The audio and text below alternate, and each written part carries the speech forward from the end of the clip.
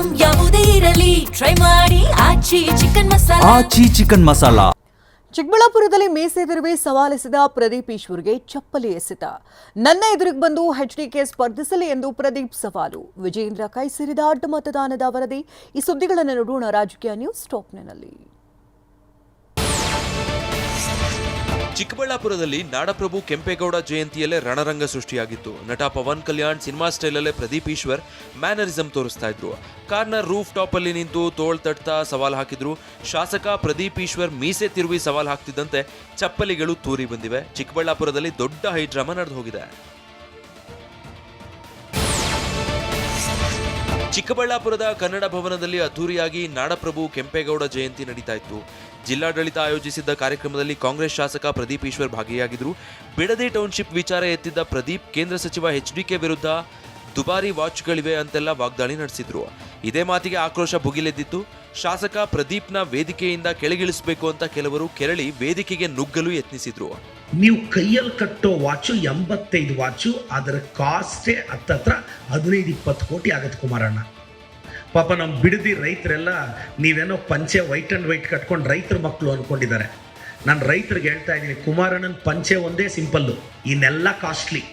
ಸ್ವಲ್ಪ ಒಂಚೂರು ನೋಡಿ ಯಾವ ವಾಚು ಅಂತೇಳಿ, ಏನೋ 75 ಲಕ್ಷದ್ದು 80 ಲಕ್ಷದ್ದು ಅಂತ. ಇಲ್ಲಿ ಅಂಬೇಡ್ಕರ್ ಅವರ ಚಿತ್ರ ಇರತಕ್ಕಂಥ ವಾಚ್ ಇದು, HMT ವಾಚ್. ಒಕ್ಕಲಿಗ ನಾಯಕ ಎಚ್ಡಿಕೆ ವಿರುದ್ಧ ಮಾತಾಡಿರೋ ಪ್ರದೀಪ್ ಈಶ್ವರ್ ಕೆಂಪೇಗೌಡ ಜಯಂತಿ ಕಾರ್ಯಕ್ರಮದಲ್ಲಿ ಇರಬಾರ್ದು ಅಂತ ಕೆಲವರು ಕಿಚ್ಚು ಹೊರಹಾಕಿದ್ರು. ಎಚ್ಡಿಕೆ ಹಾಗೂ ಸಂಸದ ಸುಧಾಕರ್ ಬೆಂಬಲಿಗರು ದೊಡ್ಡ ಗಲಾಟೆ ಮಾಡಿದ್ರು. ಪರಿಸ್ಥಿತಿ ನಿಯಂತ್ರಿಸಲು ಪೊಲೀಸರು ಲಘುಲಾಠಿ ಪ್ರಹಾರ ನಡೆಸಿದ್ರು. ಕಾಂಗ್ರೆಸ್ ಕಾರ್ಯಕರ್ತರು ಪ್ರದೀಪ್ ಪರ ಜೈಕಾರ ಹಾಕಿದ್ರು. ಆಗ ಸುಧಾಕರ್ ಎಚ್ಡಿಕೆ ಬೆಂಬಲಿಗರು ಶಾಸಕ ಪ್ರದೀಪ್ ಹುಚ್ಚ ಅಂದ್ರು. ಕೆಂಪೇಗೌಡ ಜಯಂತಿ ಕಾರ್ಯಕ್ರಮದಿಂದ ಹೊರಗಡೆ ಬಂದ ಪ್ರದೀಪ್ ಈಶ್ವರ್ ಕಾರಿನ ರೂಫ್ ಟಾಪ್ ನಲ್ಲಿ ನಿಂತು ಮೀಸೆ ತಿರುವಿದ್ರು. ಚಿಕ್ಕಬಳ್ಳಾಪುರಕ್ಕೆ ಬಂದು ಎಚ್ಡಿಕೆ ಸ್ಪರ್ಧಿಸ್ಲಿ ಅಂತ ಸವಾಲ್ ಹಾಕಿದ್ರು. ಇವತ್ತು ಸ್ಟೇಟ್ ಇಂದ JDS ಕಾರ್ಯಕರ್ತರು ಬಂದಿದ್ದಾರೆ. ರೇ, ನಾನೊಬ್ಬ ಒಕ್ಕಲಿಗರ ನಾಯಕ DK ಶಿವಕುಮಾರ್ ಪರವಾಗಿ ನಿಂತಿರೋದು. ಇವ್ರಿಗೆ ಒಕ್ಕಲಿಗರು ಬೆಳಿಬಾರ್ದು, ಬೇರೆಯವನು ಬೆಳಿಬಾರ್ದು. ಕುಮಾರಣ್ಣ ಖಬರ್ದಾರ್, ನಿನ್ ಚೇಲಾಗಳಿಗೆಲ್ಲ ಎದುರೋನಲ್ಲ ನಾನು. ತಾಕತ್ತಿದ್ರೆ ಬಾ, ರವಿಕುಮಾರ್ ಕೈಯಲ್ಲಿ ಚಾಲೆಂಜ್ ಮಾಡಿಸೋದಲ್ಲ. ನಿನಗೆ ತಾಕತ್ತಿದ್ರೆ ನೀನ್ ಬಂದು ನಿಂತ್ಕೋಬೇಕು ಚಿಕ್ಕಬಳ್ಳಾಪುರದಲ್ಲಿ. ಬಾ, ನೋಡೇ ಬಿಡೋಣ ನೀನ ನಾನ. 32 ಎಕರೆ ತಗೊಳಕ್ಕೆ ನೀವು ಯಾವ ಬದನೆಕಾಯಿ ಸೀಡು, ಯಾವ ಟೊಮೊಟೊ ಸೀಡ್ ಹಾಕಿದ್ರಿ ಹೇಳಿ, ನಾನು ನಮ್ಮ ರೈತರಿಗೆ ಆ ಬದನೆಕಾಯಿ ಸೀಡ್ ಕೊಡಿಸ್ಬೇಕು. ನೀವೊಬ್ಬ ಶೋಷಿತ ಹುಡುಗನ ಅವಮಾನ ಮಾಡಿದ್ದು, ಒಬ್ಬ OBC ಹುಡುಗನ ಅವಮಾನ ಮಾಡಿದ್ದು. ಕುಮಾರಣ್ಣ against OBC, JDS against OBC. ಕೈ ಶಾಸಕ ಪ್ರದೀಪ್ ಈಶ್ವರ್ ವಿರುದ್ಧ ಸಂಸದ ಡಾಕ್ಟರ್ ಸುಧಾಕರ್ ಆಕ್ರೋಶ ಹೊರಹಾಕಿದ್ದಾರೆ. ಶಾಸಕ ಪ್ರದೀಪ್ ಈಶ್ವರ್ ಮಾನಸಿಕ ಅಸ್ವಸ್ಥ. ಕುಮಾರಸ್ವಾಮಿ ಚಿಕ್ಕಬಳ್ಳಾಪುರಕ್ಕೆ ಬಂದು ಚುನಾವಣೆಗೆ ನಿಲ್ಲೋದಿರ್ಲಿ, 2028ರ ಚುನಾವಣೆಯಲ್ಲಿ ನಿನ್ಗೆ ಕಾಂಗ್ರೆಸ್ ಟಿಕೆಟ್ ಸಿಗುತ್ತಾ ನೋಡ್ಕೋ. ಒಂದ್ ವೇಳೆ ಟಿಕೆಟ್ ಸಿಕ್ಕರೂ ಹೀನಾಯವಾಗಿ ಸೋಲ್ತ್ಯಾ ಅಂತ ಸುಧಾಕರ್ ತಿರುಗೇಟ್ ಕೊಟ್ಟಿದ್ದಾರೆ. ಕೆಂಪೇಗೌಡ ಜಯಂತಿಯಲ್ಲಿ ಪ್ರದೀಪ್ ಈಶ್ವರ್ಗೆ ಅಡ್ಡಿ ಮಾಡಿದ ಸಂಬಂಧ ಚಿಕ್ಕಬಳ್ಳಾಪುರ ಪೊಲೀಸ್ ಠಾಣೆಯಲ್ಲಿ ಪ್ರಕರಣ ದಾಖಲಾಗಿದೆ. ಪ್ರಕರಣವನ್ನ ಗಂಭೀರವಾಗಿ ಪರಿಗಣಿಸಿರುವ SP ಕುಶಲ್ ಚೌಕ್ಸೆ ಸ್ವಯಂ ಪ್ರೇರಿತ ಪ್ರಕರಣ ದಾಖಲಿಸಿಕೊಂಡಿದ್ದಾರೆ.